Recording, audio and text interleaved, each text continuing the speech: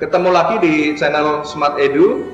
Pada video-video yang lalu kita sudah membahas jenis-jenis fasilitas kredit yang digunakan untuk membantu modal kerja usaha nasabah.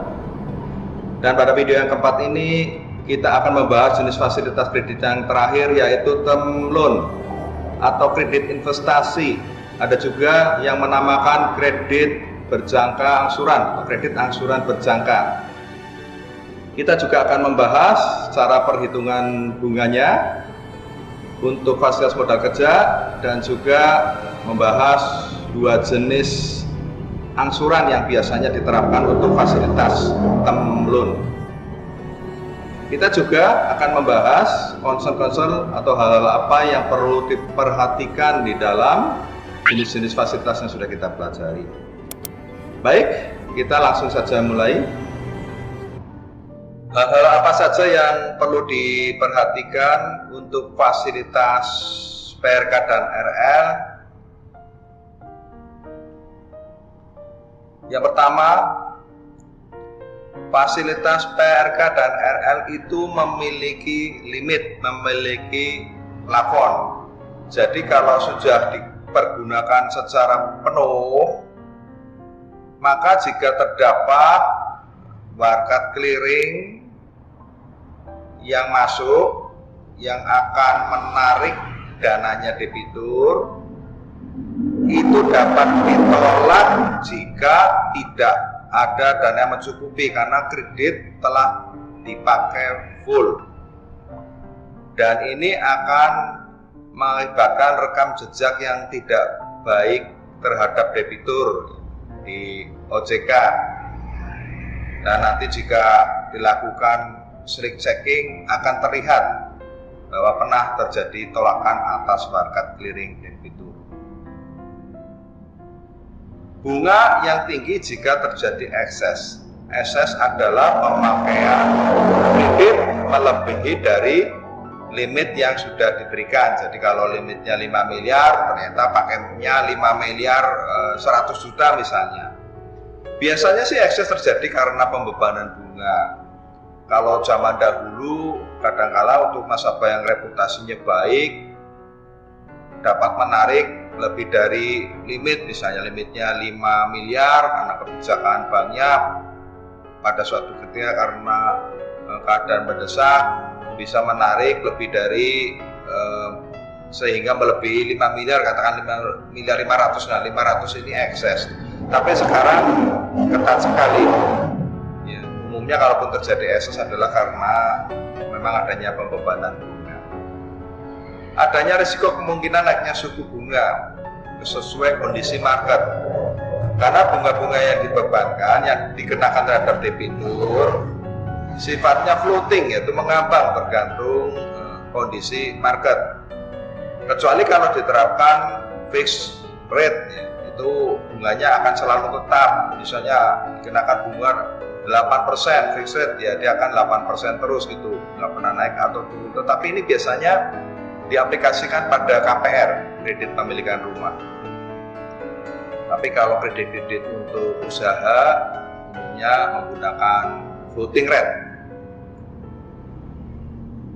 Ini sudah dijelaskan sebelumnya, jika tenor nasabah memang tenor siklus operasinya nggak match dengan cash in-nya dari buyer atau dari pemberi kerja debitur, ya terjadi mismatch. Misalnya siklus operasinya nasabah ternyata 3 bulan, kemudian diberikan RL bertenor 2 bulan, ya ketika RL-nya jatuh tempo, nasabah belum mendapat pembayarannya ya, dari bayarnya atau dari pemberi kerjanya, buyer-nya. Akibatnya terjadi mismatch dan ini akan mengganggu cash flow debitur. Ini adalah cara perhitungan bunga untuk PRK dan revolving loan. Caranya sama, yaitu rumusnya adalah pemakaian pinjamannya atau outstanding pinjaman dikali bunga pinjaman yang dikenakan dikali hari bunga penggunaan pinjamannya dan dibagi 360. Ini kalau kredit. Kalau menghitung deposito atau tabungan, pembaginya adalah 365, sama aja cara menghitungnya. Ini contohnya, misalnya limit pinjaman 1 miliar. pemakaian pinjamannya 78,5 juta selama 2 hari. Berapa kira-kira bunga yang dibebankan ke debitur jika bunga pinjamannya 13% per annum per tahun? Ini adalah perhitungannya, yaitu outstanding pemakaiannya seperti rumus itu, pemakaian pinjaman 78.500.000 dikali bunganya 13% dikali hari bunganya 2 hari dipakai 360, maka ketemu 56.694,44. Ini cara perhitungannya bunganya. Nah, mudah ya teman-teman ya. Dan ini contoh untuk perhitungan sebulan nih, misalnya seperti ini nih, limit pinjamannya 1 miliar, bunganya 13% ya, nampak di sini bunganya 13%. Kemudian ini misalnya pemakaian 1 Juni sampai 3 Juni sebesar 78,5 juta ya. Hari bunganya kan 2 hari itu. Tadi kita sudah hitung, ketemu nominal bunganya ya adalah 56.694,44. Dan kalau tanggal 13 Juni sampai 15 Juni itu tidak ada pemakaian kredit, ini tidak ada pemakaian kredit. Sehingga hari bunganya 0, maka tidak dibebankan bunga terhadap nasabahnya. Itulah sebabnya kalau kredit tidak dipakai oleh nasabah, maka bank tidak akan mendapat pendapatan bunga. Jadi kalau nasabah memang nggak butuh kredit, dipaksakan ambil kredit, nggak kepake, akibatnya ya percuma juga, bank nggak dapat pendapatan bunga. Ini adalah contoh perhitungan bunganya untuk PRK dan revolving loan.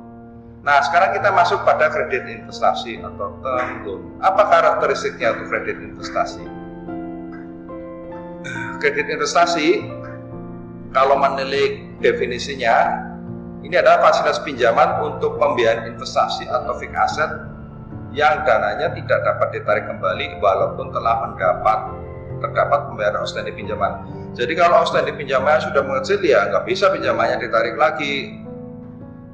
Kalau begitu nanti kapan selesainya? Tetapi kadang-kala ada bank-bank yang ada program top up. Jadi kalau nasabah tadinya dapat fasilitas belum 3 miliar, dengan berjalannya waktu karena mengangsur terus-menerus akhirnya tinggal 1 miliar, lalu ada program top up dari perusahaan karena pengen meningkatkan outstanding kreditnya, maka boleh ambil 2 miliar lagi atau kembali ke 3 miliar kemudian diangsur lagi. Tetapi yang begini-begini kayaknya sekarang juga sudah enggak, karena borrowing cost jadi tidak jelas dan penggunaan dana juga kurang jelas. Oke, ini karakteristiknya. Pembiayaan untuk investasi dan pembelian fixed aset ya, tadi di dalam definisinya clear. Jangka waktu pembiayaan untuk term loan itu relatif panjang. Kalau fasilitas PRK dan revolving loan adalah 1 tahun dan dapat diperpanjang.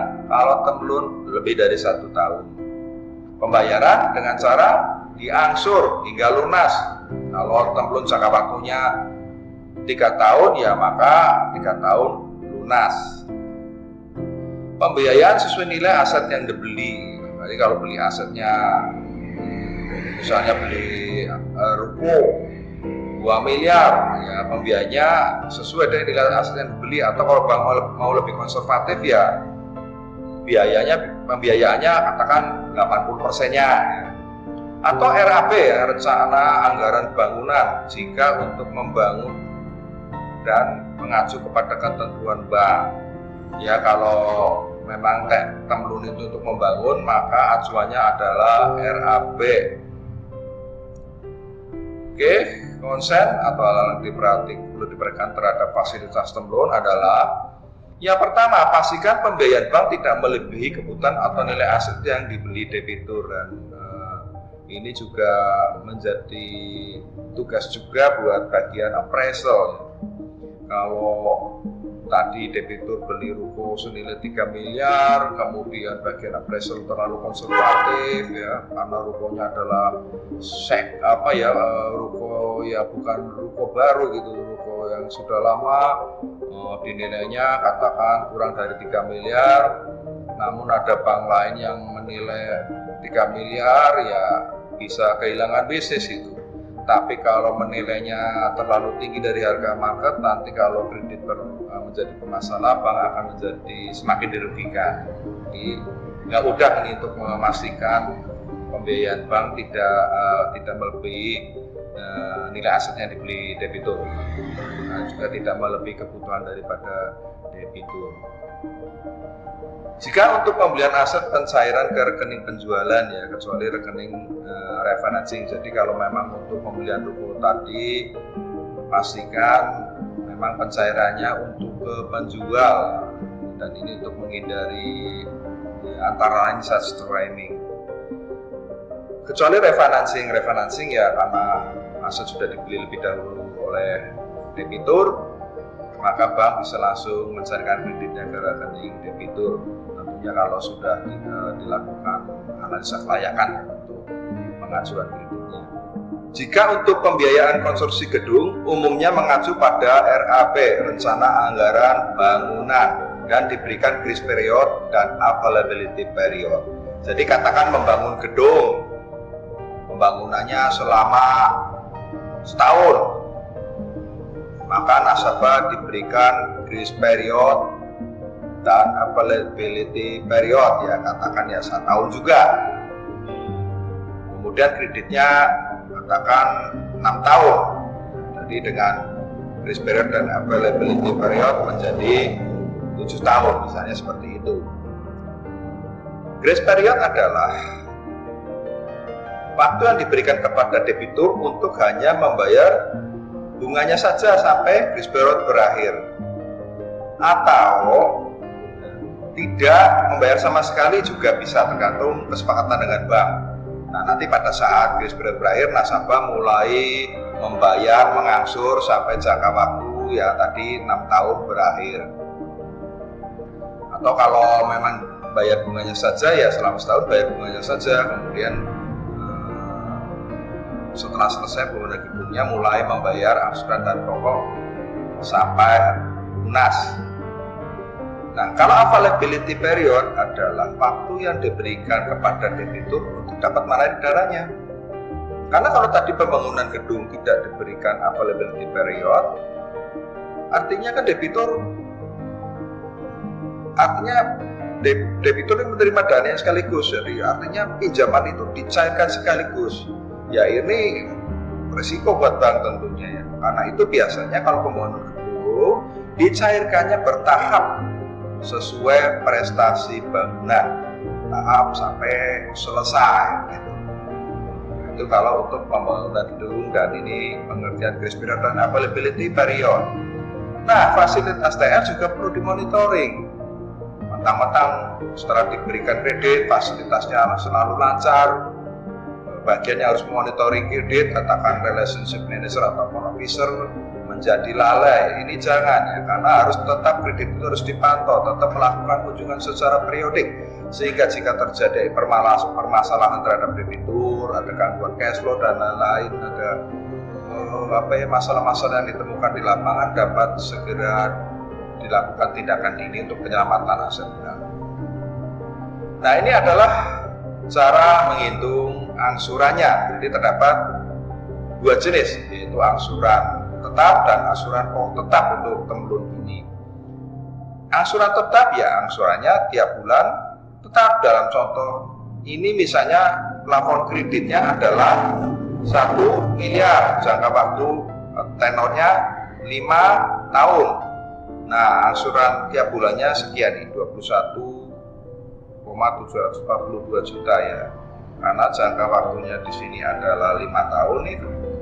Ya, 5 tahun, kemudian bunganya adalah 11%, ketemu nih angsuran tiap bulannya 21,742 selama 5 tahun sampai menit lunas, angsurannya tetap.